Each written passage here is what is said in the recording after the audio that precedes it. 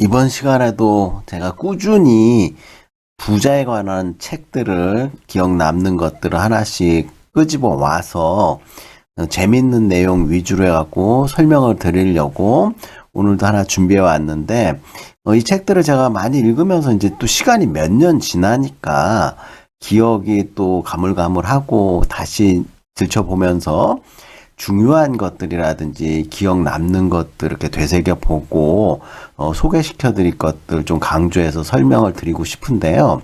이 책은 부처님의 부자 수업이라는 책 제목인데 불광 출판사에서 나왔고 2015년도에 윤성식 교수님께서 출간한 내용인데요. 다분히 종교적 색채가 굉장히 강하고 부처님께서 무소유라고 하셨는데 법정 스님의 무소유 많이 들어보셨죠. 그래서 법정 스님도 부처님을 닮아가지고 무소유라든지 돈에 대한 욕심을 버려라. 욕심을 버리면 고통에서 해방이 될 것이다. 이런 논리로 불교에서는 돈에 대해서 집착하지 말라. 또 돈을 많이 벌지 말아라. 이런 말씀을 하셨을 것 같은데 막상 이 책을 읽어보면 불교 경전이 굉장히 많이 있거든요. 그 중에서도 우리는 주로 반야신경이라든지 화엄경 그런 경전들을 좀 많이 들어는 봤을 거 아니에요. 그리고 저도 여러 가지가 있는데 그 중에서도 이 책 안에는 아함경, 해갖고 잡아함경, 이런데 이제 부처님의 말씀이 수록되어 있는 것들을 많이 설명하는데 그 아함경이라는 법전 안에는 부처님께서 확실히 돈을 벌어라, 많이 벌어라, 그리고 윤택한 삶을 살고, 그 다음에 남에게 베풀고, 이런 내용이 있다, 이렇게 주장을 하면서 불교 자체의 이 돈 버는 관습이라든지 사상에 대해서 우리가 잘못 알고 있는 것들이라든지 불교 경전에서 재밌게 소개하고 있는 것. 그래서 이제 이분이 말씀은 불교 경전에는 부처님께서 가지고 있는 돈의 4분의 1은 빌려주어 가지고 이자를 받아라. 이런 내용이 있어요. 이자를 받아라. 이거는 이제 이슬람 율법에서는 이자를 엄격하게 금지하고 있잖아요. 그래서 상당히 배치된 내용이고, 그런데 우리 부처님의 그 수업 여기 보시면 부처님의 이제 부자에 관련된 내용을 말씀드리려고 하는데, 그래서 제가 특정 이 불교를 두둔해 가지고 이렇게 이 책을 설명하려고 그런 것도 아니고, 부자에 관련된 책 중에는 목사님께서 쓰신 책도 제가 읽어봤고요.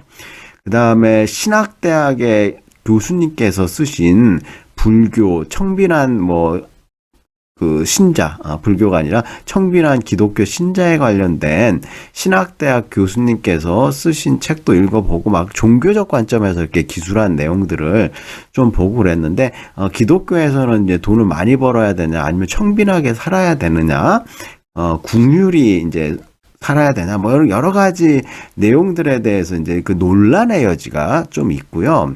그 다음에 이제 무소유 말하는 그 개념도 우리가 좀 정확하게 알아둬야 할 필요가 있는데, 법정 스님은 소유하지 말라 이게 아니라 나에게 불필요한 것들은 갖고 있지 말고 소유하지 말라. 그 말은 꼭 필요한 거는 있어야겠죠. 그래서 꼭 필요한 거라든지 이런 것들은 남에게 폐가 안 될 정도로 좀 갖고 활용을 하고 남들에게도 이제 좀 베풀고 그런 삶을 살아야 된다 이렇게 얘기를 하고요. 우리 부처님 같은 경우에는 일반적으로 대자 대비 하시다 이렇게 말씀하시고, 하나님께서는 전지전능하다 이렇게 말씀을 하고 계시잖아요. 그래서 이제 하나님, 그러니까 유일신이죠, 기독교에서는.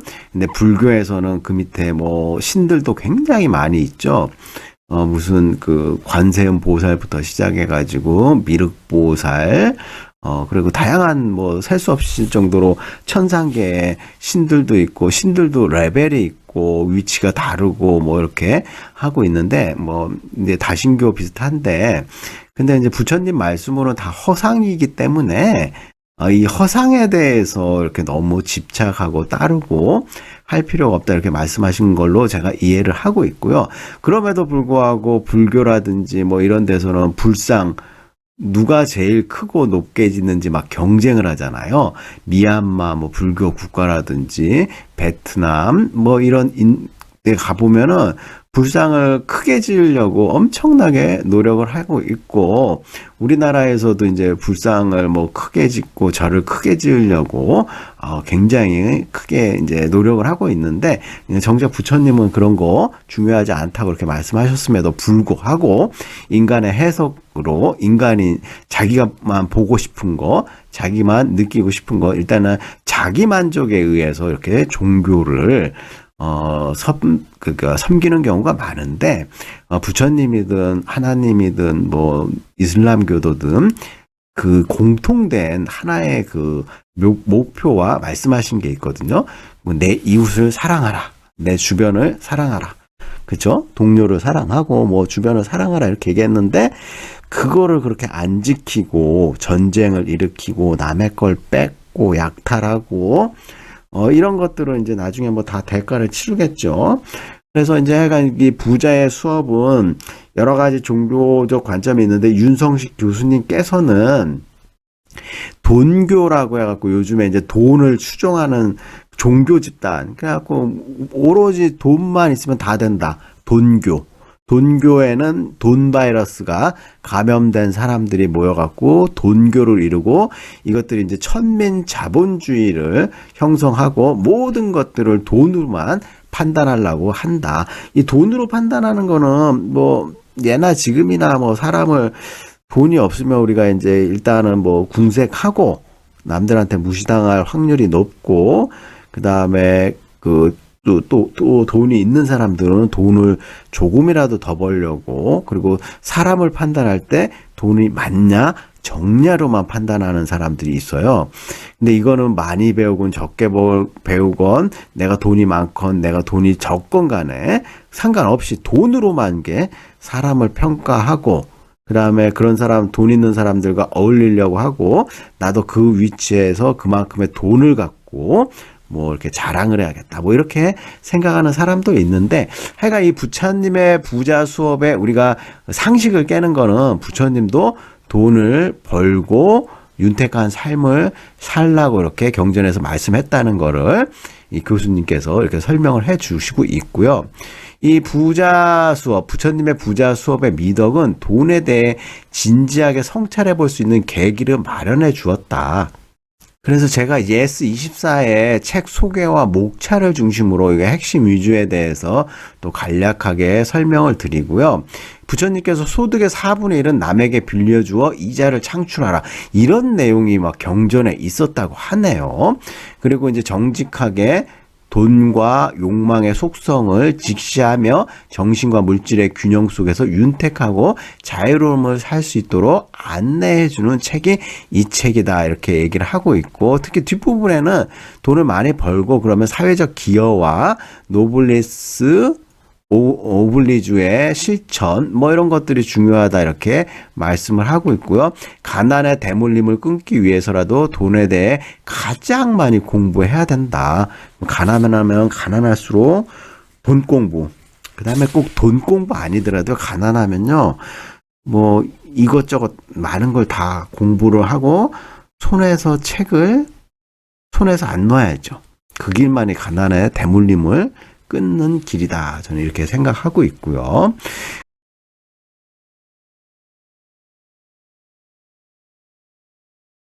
그다음에 목차에 보면은 돈과 욕망 앞에서는 정직해지자. 우리나라 유교 사회라고 그래가지고 옛날부터 산농공상 해가지고 돈을 밝히고 그러면 천박하다, 뭐 돈 없이도 잘 살 수 있다, 뭐 이런 식으로 하면서도 뒤로는 어떻게 하면 한 푼이라도 더 벌어가지고 남들보다 더 많은 물질적 풍요를 이루어가지고 자랑할까, 뭐 이 생각을 많이 하고들 있잖아요. 그리고 돈 벌 수 있는 방법이라든지 이런 그 노하우 이런 거 비밀로 해갖고 절대 남한테 안 가르쳐 주죠. 그리고 남들이 돈 버는 꼴이라든지 뭐 나도 못 버는데 너만 돈 벌게 하려는 그런 사람들도 거의 없죠. 만약에 뭐 돈을 벌게 해주겠다, 뭐 10배로 만들어주겠다, 그러니 얼마를 투자해라, 그런 거 대부분 사기꾼이죠. 그리고 아주 좋은 건데 너한테만 얘기하겠다, 알려준다, 뭐 이런 것들 굉장히 조심해야 되고 그런 상황인데, 그래서 이제 부처님이 뭐 아함경, 잡아함경, 뭐 중아함경 뭐 이런 것들이 있는데 여기에서 이제 돈에 대해서 말씀을 꽤 많이 남겼다 이렇게 얘기하고, 우리 뇌는 가난하면 그냥 가난을 합리화하고 받아들이려는 성향이 있을 수 있고요. 그 다음에 이제 책 목차 보면 돈이 행복을 많이 좌우하고 있고, 행복은 역량의 일종이고요. 욕망은 인간이 어쩔 수 없는 숙명이기 때문에 욕망을 받아들이고 좋은 게 돈을 잘 벌 수 있도록 노력을 해야 된다 이런 것도 있고, 천민자본주의 하에서는 돈이면 최고라는, 돈이 전파하는 돈교 바이러스 뭐 이런 것들이 있을 수 있고요. 행복도 돈도 추구하면은 얻을 수가 없다. 이 말이 뭐냐면은 이렇게 돈만 막 추구하려고 그러지 말고, 이 교수님께서 하신 말씀이 가치를 추구하면은 돈은 자연히 쫓아오게 된다. 우리 사회 각계각층에 대가라고 하는 분들 있잖아요.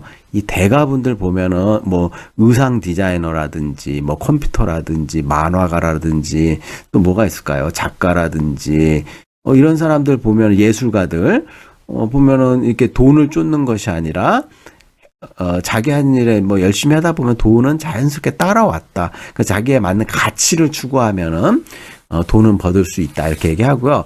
뭐 이 장에서는 돈을 어떻게 벌 것인가? 부자들은 다 이유가 있고, 돈 버는 비결은 가치를 추구하는 삶. 여기 또 재밌는 게 있어요. 경영학 공부하셨잖아요. 여기 교수님께서 경영학을 공부하면 돈을 잘 벌 수 있을까? 이 답은 아니다 이거죠. 경영학은 일반 개인이 돈 버는 학문이 아니라 기업이 돈 벌게 하는 학문이에요. 기업은 직원을 교육을 시켜갖고 그 직원이 나가갖고 수익을 많이 창출할 수 있게, 그래서 기업이 살찔 수 있게 하는 게 경영학이기 때문에, 경영학을 잘한다고 해서 돈을 많이 벌 수는 없고, 약간의 돈 버는 관리 기회라든지 정보 뭐 활용할 수 있는 거는 있을 수 있다 이렇게 얘기하고요. 돈에 대한 기본 지식은 현대의 생존 비법이고, 투자의 기본 원칙도 알아야 되고, 돈도 아는 만큼 보이고요.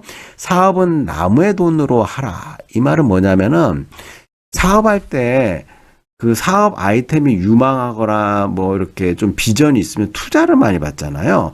일단 투자를 못 받는다는 거는 비전이 없기 때문에 사업할 때는 비전이 있는 걸로 남의 돈을 가지고 열심히 해야 된다. 즉 투자를 못 받는 사업은 비전이 없기 때문에 실패할 가능성이 높다. 그럼 주식 투자는 과연 위험할 것인지, 돈 버는 사람들이 극히 적고, 그렇다면 펀드를 해야 되는가? 펀드는 전문가가 관리하니까 좀 나을 것인가? 반대 전문가나 원숭이나 비슷해요, 수익률이. 그렇기 때문에 그 인덱스 펀드라든지 그 전체적인 시세를 추종하는 인덱스 펀드 이런 것들, 리버스 펀딩 뭐 이런 걸 공부해 가지고 투자하는 게 낫다 뭐 이런 얘기를 하니까, 이런 것들은 여러분들이 좀 더 자세하게 한번 공부를 해 보시고요. 부처님께서 임대업 통해 갖고 돈 벌라는 것도 권장했고, 저축도 투자의 일종이다. 보험의 위험성, 보험이 위험을 대비한다고는 하지만 너무 많은 그 보험 상품을 가입하는 거는 또 문제가 있을 수 있으니까 잘 면밀히 따져갖고 해야 되고, 돈에 대한 깨달음도 얻어야 되고, 흔들리지 않는 몸과 마음, 돈 벌려면 역시 공부 많이 해야 된다는 거죠. 그 돈을 어떻게 쓸 것인지, 무소유는 불교적이 아니다. 꼭 필요한 건 있어야 되고, 나는 소비한다, 고로 존재한다. 그렇기 때문에 합리적 소비를 해야 되지, 여기다가 명품이라든지 너무 과소비, 분수에 맞지 않는 삶은 안 된다. 그리고 중도는 중간이 아니다. 뭐 약간의 그 과부와 약간의 그 모자람 이런 것들이 나를 채워주고 그 다음에 부스트한다 이렇게 얘기하고요. 부처행이라는 자가 부처다. 나의 욕망을 먼저 고려하고, 욕망이 많으면 바람잘 날 없다. 욕망과 쾌락의 목록을 구성해갖고 한번 확인해보고, 비교, 그 징그러운 본능, 돈이 많든 적든 어떻거나 비교를 하죠. 앞집, 뒷집, 옆집 비교하고, 남과 비교하고, 형제간 비교하고, 친구간 비교하고, 이 비교 때문에 그래요. 불행해진다 이렇게 얘기할 수도 있고, 비교를 통한 경쟁을 해갖고 앞으로 나아갈 수도 있는데, 여러 가지 생각해 볼 일이 참 많죠. 독일 노조는 참 철학 공부를 많이 했다 뭐 이런 얘기도 하고 끝이 좋으면 다 좋다. 끝에 가갖고 좋은 그게 있어야 되고 살기 좋은 세상 만들기 위해서는 그 노력을 많이 해야 되는데 돈 있는 사람들이 돈을 많이 쓸 수 있게 얘기를 하고 지나친 빈부격차는 불공정의 증거다 이렇게 얘기를 하고 빈부격차가 많이 나지 않는 게 중요하다. 자, 5장에서 이제 마무리를 하면서 이 시대에 살아가는 사람들에게 길고 암울한 불황이 오고 있다 이렇게 얘기하는데 이게 2015년도에 나온 책인데 2015년 12월 그러니까 16년도부터 사람들이 많이 봤을 거잖아요. 근데 그 뒤로 이제 3년, 4년 가까이 지났을 때 코로나 팬데믹이 왔고 코로나 팬데믹이 이렇게 2년, 3년 갈지 아무도 생각 못 했겠죠. 이 길고 암울한 불황이 온다. 이거는 10년 전에도 그랬고 20년 전에도 경기 어렵다고 그랬고 30년 전에도 어렵다고 그랬거든요. 그래서 이제 이거는 뭐 고장난 벽시계도 하루에 2번은 맞는다고 불황이 올 겁니다. 뭐 이렇게 하면은 그게 올 수도 있고 안 올 수도 있잖아요. 근데 이제 이게 경기 순환 사이클에 의해서 불황이 올 수도 있는데 이런 걸 잘 대비하는 게 중요하고 부자가 물려줄 수 있는 최고의 유산은 돈이 아니라 뭐겠어요? 명예죠, 명예. 그 다음에 여기 최씨 가문의 이야기도 나오고 뭐 사방 그 백리 안에 굶어 죽는 사람 없이 노블레스 오블리주를 실천하는 삶, 뭐 이런 것들을 얘기하고 있고요. 그 다음에 윤성식 교수님에 대해서 간단하게 이렇게 설명을 하고 있는데 뭐 여기 보시면 출판사에서 리뷰한 내용들도 있고 이런 것들을 좀 설명하고 뭐 이 교수님에 대해서 이렇게 좀 설명한 게 있는데 이런 것들은 여러분들이 좀 책을 구해가지고 한번 보시면은 재밌을 것 같아요. 자, 오늘은 또 여기까지 여러분들한테 설명을 드리면서 다음번에도 또 재밌는 책으로 여러분들한테 설명을 좀 드려보고요. 이 책은 뭐 중고 서점에도 있고 그 다음에 지금 이북으로도 나와 있는데요. 일단은 뭐 다양한 책들을 좀 많이 읽어보고 여러분들이 좀 공부를 좀 많이 하고요. 부자책이라고 해서 부자가 되는 꼭 비법을 설명하는 것을 얘기한다기보다는 부자 말고 뭐 예를 들어 갖고 그 트렌드 코리아 2024 하고 뭐 2024년도에 대한민국 소비 트렌드를 전망하는 김난도 교수님의 책, 요것도 제가 이제 나중에 리뷰할 건데요.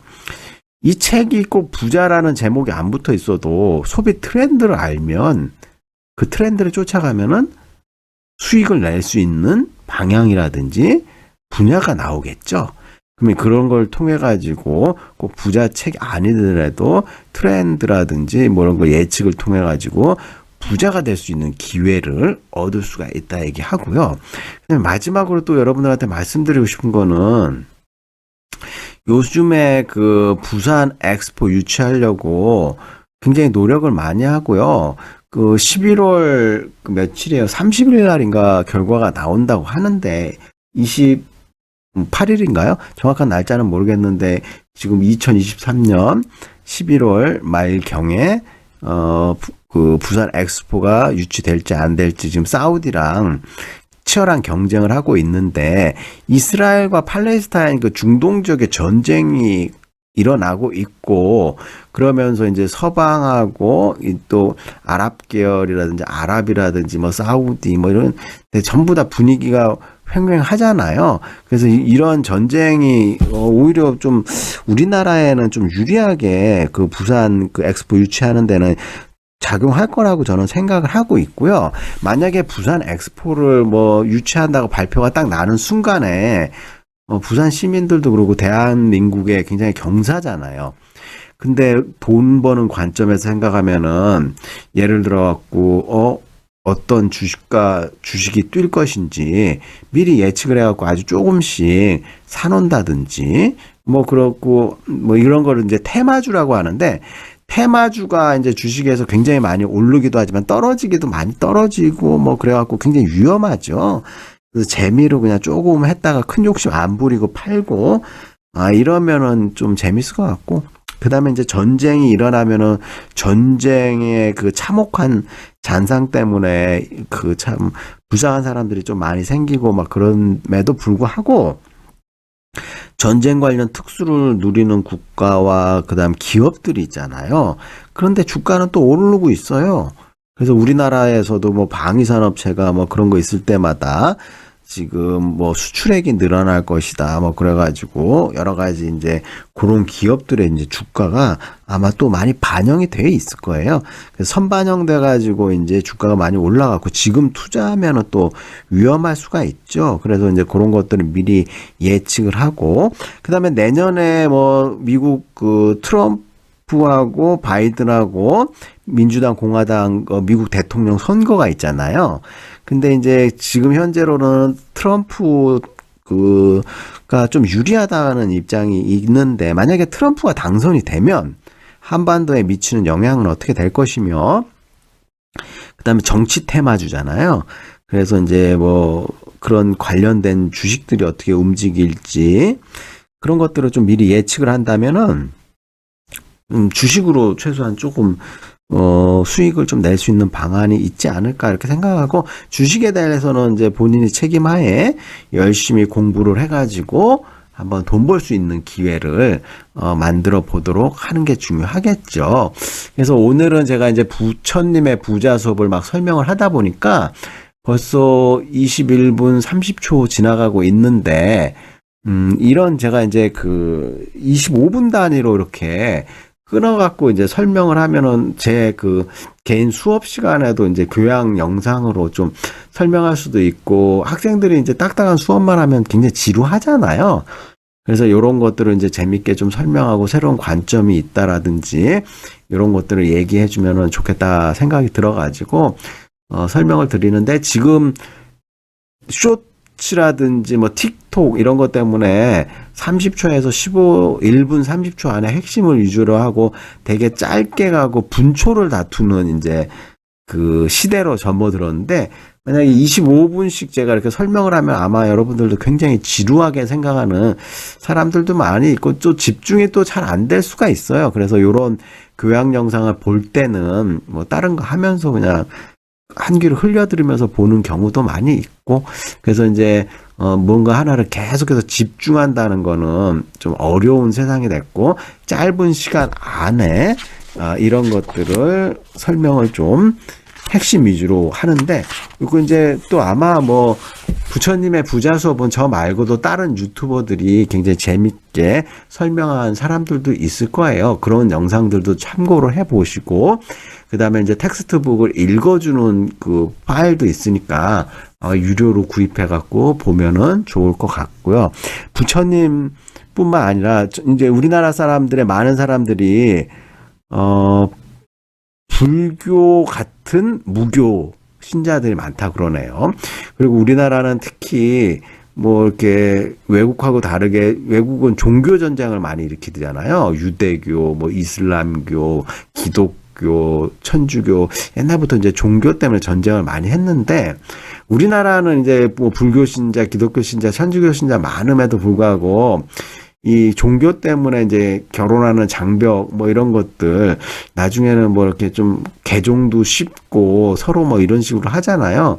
이런 게 좋은 것 같아요. 우리나라만의 특색이고 그리고 뭐 일본도 뭐 대부분이 뭐 불교 신자라고 하지만은 결혼식은 꼭 서양 스타일로 성당 가 갖고 하는 게 유행이고 뭐 관례다 이렇게 얘기를 하고 있고 그다음에 뭐 불교를 뭐 그렇게까지 종교적으로 믿지도 않고 그런다고 이렇게 얘기를 하고 있죠. 그래서 이제 또 다음에 기회가 되면은 기독교에서 말하는 신학대학하고 그다음에 목사님께서 부자 되는 하나님의 성경 말씀에서 부자가 되라고 돈을 어떻게 벌고 어떻게 접근해라고 이 상반된 견해를 제시한 책들을 제가 좀 정리해 가지고 여러분들한테 또 설명을 드릴 수 있는 시간을 갖도록 하겠습니다.